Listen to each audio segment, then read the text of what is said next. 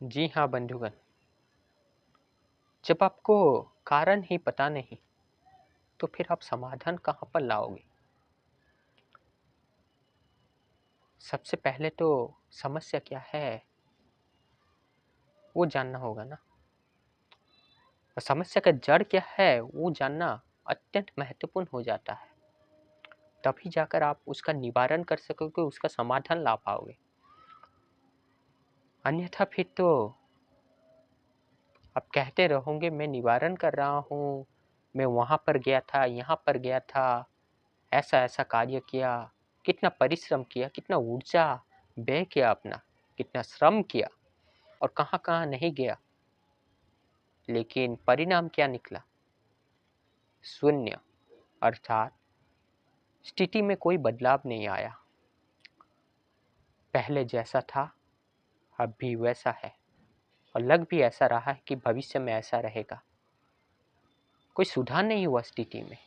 अर्थात कहने का तात्पर्य आप ये कहते हैं कि आपका सभी श्रम, सभी परिश्रम, सभी ऊर्जा, सभी समय व्यर्थ ही व्यय हो गया। इससे कोई सुखद परिणाम नहीं निकला। जी हाँ बंधुगण, ऐसा होना लाजमी है। परंतु कभी कभी ऐसा करते करते सही परिणाम भी निकल जाता है, लेकिन उसको नियम नहीं मानना चाहिए। अब देखो, पहले एक उदाहरण देता हूँ। मानो आपको बुखार हुआ है ना।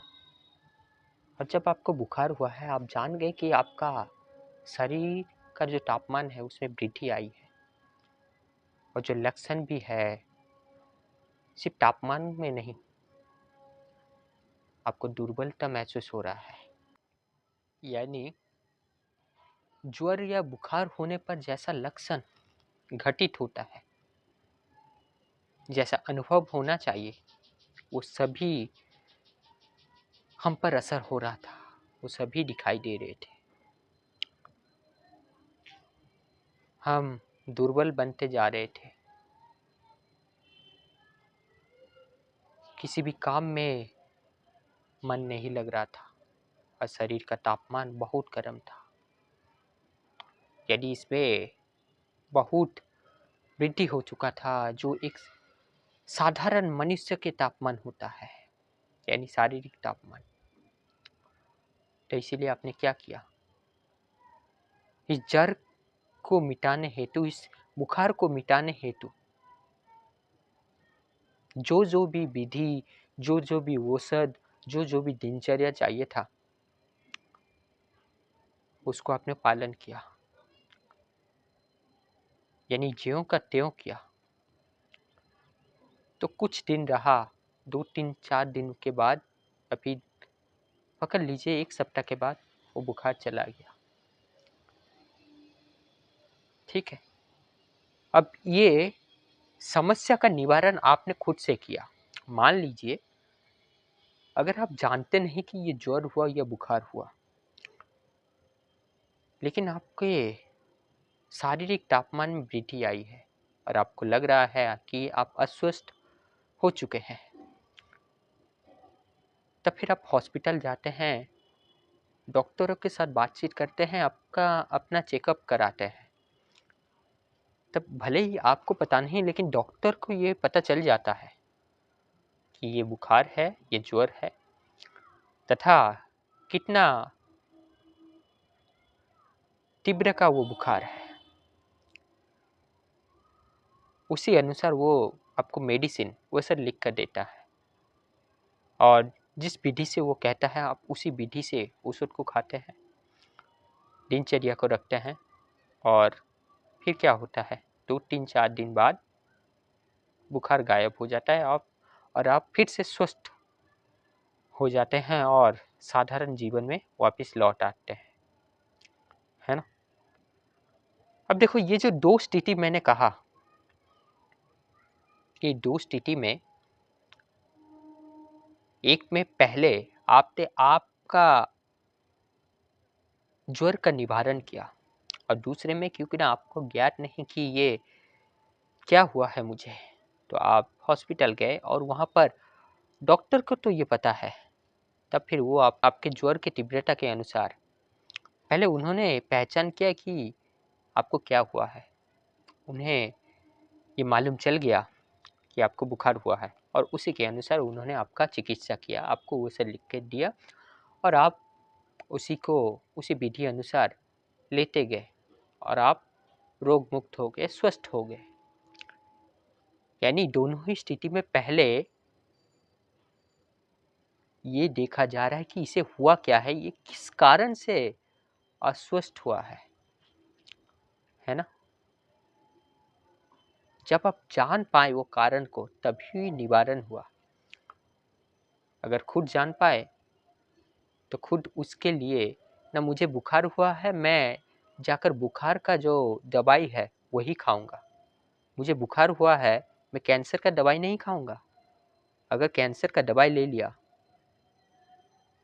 तो क्या होगा बंधुगण, दोहरी हानि पहुंचाएगी। वो जो बुखार थी वो तो जाएगी नहीं, ऊपर से मैं और एक ऐसा टैबलेट ले रहा हूँ जो कैंसर के लिए उपयोग होता है, वो शरीर में जाकर केवल दुष्परिणाम ही करेगा और अधिक हमें आघात पहुंचाएगा, है ना। गंभीर रोग में हम फंस जाएंगे। और ऐसा क्यों हो रहा है? क्योंकि ना हम अज्ञात की स्थिति में है, हमें पता ही नहीं कि हमें क्या हुआ है। इसीलिए हम जो पा रहे हैं वो दवाई ले रहे हैं, चाहे कोई कुछ भी कहे, किसी के सलाह से, है ना।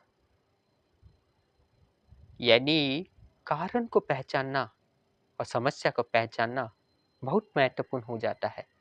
समस्या का जड़ क्या है उसको पहचानना अति महत्वपूर्ण हो जाता है। आपको बुखार हुआ है, अब इसलिए बुखार की दवाई लोगे ताकि बुखार से मुक्त हो सको।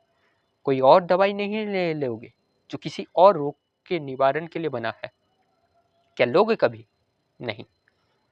और जो ऐसा लेता है वो मूर्ख है, वो पागल है ना।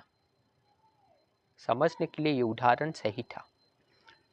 अर्थात आपने देखा तो कि कारण का कितना महत्वपूर्ण होता है, तभी जाकर निवारण हो सकता है।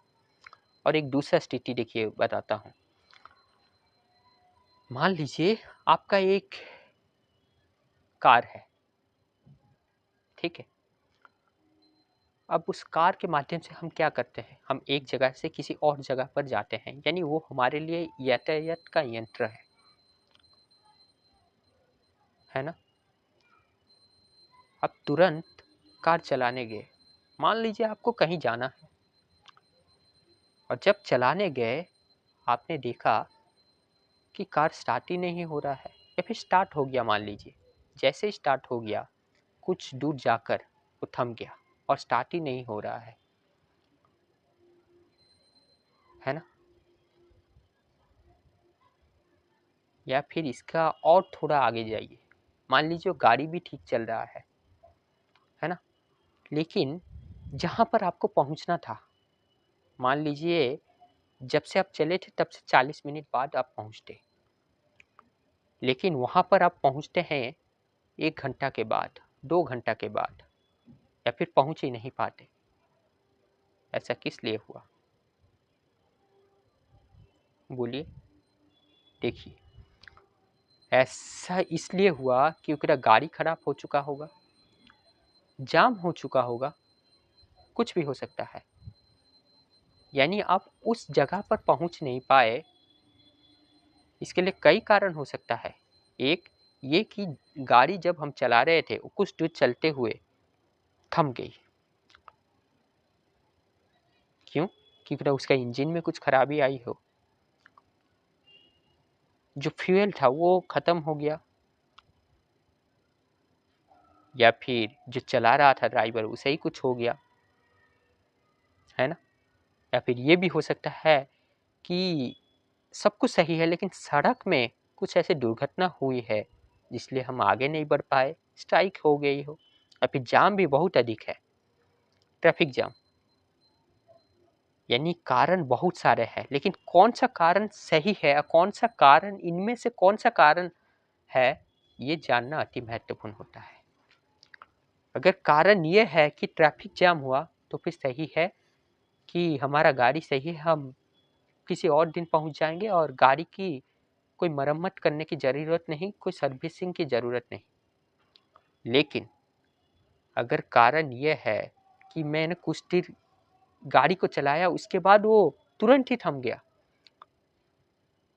और क्यों थमा ये और एक कारण लेके आएगा। ऐसा हो सकता है कोई टायर पंक्चर हो गया, स्टीयरिंग ही टूट गई, कुछ भी हो सकता है, इंजन ही काम देना बंद कर दिया, है ना। तो पहले मान लो हम ये जान लेते हैं कि ये गाड़ी के कारण हुआ कि गाड़ी थम गई। अब इसका और भी कारण हो सकता है। गाड़ी क्यों थमी? ना इंजन भी बंद हो चुका होगा, यानी इंजन में खराबी आई होगी, या फिर टायर पंक्चर हो चुका होगा, या फिर ड्राइवर का कुछ हो चुका होगा। तो अगर गाड़ी में कुछ खराबी आई है तो उसको सर्विसिंग के लिए देना है, और अगर ड्राइवर का कुछ हुआ है तो वहां पर दूसरा ड्राइवर लाना पड़ेगा। यानी कारण देखिए कितना महत्वपूर्ण रखता है। अगर कारण को आप जान पाए तभी जाकर सही निवारण कर पाएंगे। कारण के जड़ को जानना पड़ेगा। गाड़ी खराब होने का सिर्फ एक ही क्या कारण होता है, एक ही क्या रास्ता होता है? नहीं, गाड़ी इसलिए भी खराब हो सकता है कि टायर पंक्चर हो गया, और इसलिए भी कि इंजन में कोई खराबी आई हो, इसलिए भी कि स्टीयरिंग में कुछ खराबी आई हो, इसलिए भी कि ब्रेक फेल हो गया है। अब जो समस्या है उसका निवारण करना पड़ेगा, है ना। आशा करता हूँ समझ पा रहे होंगे। इसीलिए बंधुगण, पहले अपने जीवन में जो अंधकार है उसे मिटाने के लिए पहले बोध लीजिए, ज्ञान लीजिए। तब जब उसी दृष्टिकोण से आप देखेंगे तो आप वास्तव में जान पाएंगे आप कितने अंधकार के गहराई में हैं और किस लिए ये अंधकार है, और वास्तव में मेरे जीवन में रोशनी कहाँ से आएगी, या फिर मुझे क्या करना चाहिए, है ना। क्योंकि ना कोई ऐसे नहीं है जो आपको ये बताएगा, आपको स्वयं को ऊपर उठना है। आप मनुष्य है, पशु नहीं, जो जैसे आए थे वैसे ही मर जाएंगे। अपनी चेतना में वृद्धि कीजिए, बोध लेते जाइए।